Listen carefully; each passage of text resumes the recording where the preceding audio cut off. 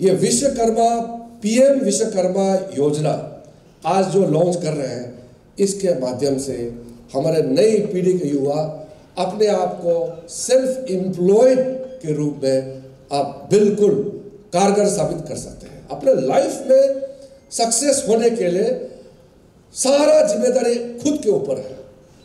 Family आपको support देगा, teacher पढ़ाएगा, सरकार साथ देगा, लेकिन काम तो खुद को ही करना है।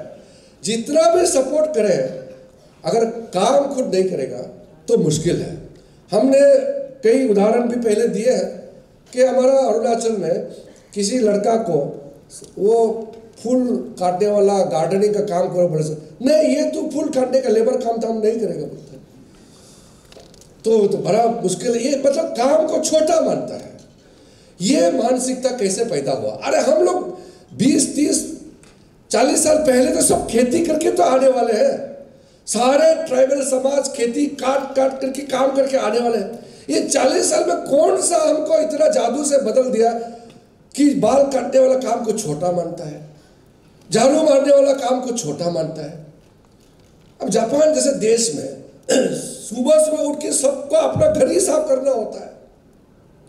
हमारा यहाँ में कुछ मैंने देखा है, किसी ने काम कर लिया, 10 लाख कमा लिया, बस जिस दिन 10 लाख आ गया, नौकर चाहिए, खाना बनाने वाला कुक चाहिए, बच्चा पालने वाला एक हमको एक केयर टेकर चाहिए। कुछ भी नहीं करेगा, बल्कि मेरा पास 10 लाख, हम क्यों काम करेगा बोलना शुरू हो जाता है।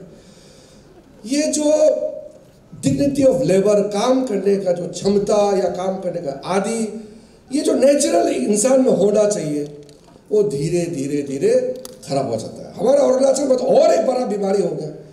जो काम करके किसी ने 10 करोड़ कमा लिया तो बोलता हमको अभी एमएलए कॉन्टेस्ट करना है, जिला परिषद कॉन्टेस्ट करना है। मतलब पैसा से आप और पैसा बना के मेहनत करके और आगे बढ़ना है। मेरे पास कई लोग आए हैं, सर अभी हम तो मेहनत करके हमने कांटेक्ट करके हम तो अभी कमा लिया, मेरे पास लगभग 20 करोड़ कैश है, हम तो एमएलए बनना ही है इस बार। तो ये जो है ना, एक तरीके से समाज के लिए अच्छा लक्षण नहीं है। क्या देश और दुनिया में सबसे अमीर वाला क्या वो एमएलए बनना जरूरी है क्या? वो एमएलए एक समाज सेवा करने के लिए लोकतंत्र व्यवस्था है, जो कर सकता है, जिसका विजन है वो बड़ा नेता बनता है, जैसे नरेंद्र मोदी जैसे। तो यहाँ जो अरुणाचल में धीरे धीरे जो हमारा परंपरा, हमारा काम करने का तरीका, सोच में जो परिवर्तन आया है, परिवर्तन आना चाहिए, लेकिन पॉजिटिव होना चाहिए ना। पॉजिटिव ट्रांसफॉर्मेशन, पॉजिटिव चेंज होना चाहिए, सकारात्मक होना चाहिए। लेकिन जैसे पिछले 30-40 साल में कुछ हम लोगों में प्रॉब्लम जो आया है, उसको दूर करना है। लेकिन साथ साथ अच्छा भी बहुत है। हमारा अरुणाचल का कई युवा अच्छा काम कर रहे हैं। आजकल तो अरुणाचल का कई युवा अपने अपने फील्ड में सक्सेस भी अचीव किया है, मैंने देखा है। विदेशों में भी हमारा कुछ लोग जाने लगा है और ट्रांसफॉर्मेशन तो आ रहा है। और अगर आपको मैं डेवलपमेंट के हिसाब से बोलेंगे, हिसाब किताब गिनती करके तो नहीं बताऊंगा, अभी टाइम नहीं है, लेकिन पिछले 7-8 साल के अंदर में अरुणाचल जिस स्पीड से ट्रांसफॉर्मेशन हुआ है, मैं आपको बता सकता हूं। अगर स्पीड के हिसाब से देखिएगा, इंडिया में, भारत देश में पूरा किसी राज्य में इतना स्पीड से डेवलपमेंट नहीं हुआ जितना अरुणाचल में हुआ है। पिछले कुछ सालों के अंदर में लगभग सारे के सारे गांव में अभी हम लोग रास्ता पहुंचा चुका है, बिजली कनेक्शन पहुंचा चुका है, पानी पहुंचा चुका है। अभी धीरे धीरे इनकम जनरेशन, जो बेसिक चीज है, रोटी, कपड़ा, मकान, रास्ता, ये बेसिक चीज लगभग पहुंच गया है। हमारा नेक्स्ट फेज होगा लाइफ क्वालिटी आगे बढ़ना, इनकम जनरेशन। हम कैसे और आबाद हो, एजुकेशन, हेल्थ के सेक्टर में जिस तरीके से अभी पेमा खांडू जी के नेतृत्व में अरुणाचल में ट्रांसफॉर्मेशन आया है, ये मैं पहले से मैं बोल चुका हूं। मैं अगले 8-10 साल के अंदर में अरुणाचल को इंडिया का पर कैपिटा में नंबर 1 होते हुए मैं देखा। और कभी सेमिनार में बैठेंगे तो उसको डिटेल बताएंगे क्यों मैं ये कह रहा हूं। आज मैं सिर्फ मेरा बात जो है 1-2 बात करके मैं खत्म करना चाहूंगा। 2-3 सेक्टर है जिसके वजह से हम नंबर 1 पर कैपिटा जीडीपी हमारा बनेगा, लेकिन उसको हम लोग ख़त्म नहीं करना है।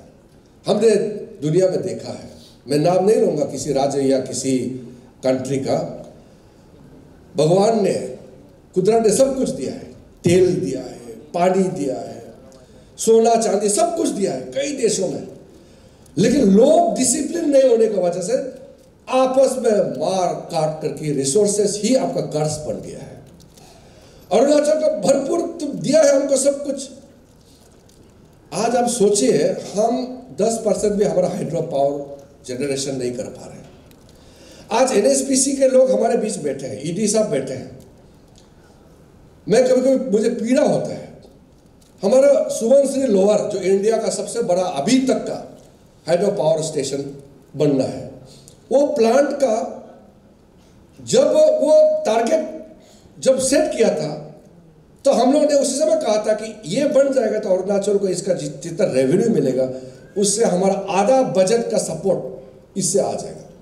लेकिन स्ट्राइक हो गया, कॉम्पेंसेशन का नाम में आसाम साइड से कहीं से इतना डिस्टर्ब हो गया, 7,000 करोड़ तो इनिशियली नुकसान हो गया। अगर ये प्राइवेट होता तो कब कब बंद करके वो सुसाइड करके मर जाना था। 7,000 करोड़ अगर कर्जा में डूब जाएगा तो सरकार का है।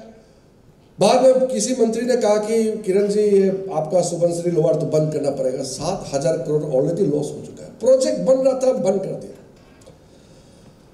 लेकिन हम लोगों ने कहा कि क्या करें, ना समझदार लोग भी होते हैं, लेकिन समझाना पड़ेगा, काम तो करना पड़ेगा। और ये काफ़ी एडवांस स्टेज में है।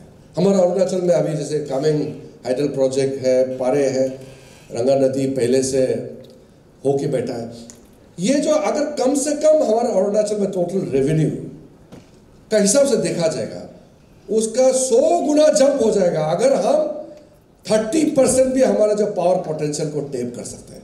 दुनिया में मैंने देखा है, पूरा अमेरिका से लेकर के चाइना से लेकर के ब्राजील तक सबसे clean source of energy hydro को पूरा टेप कर चुका है।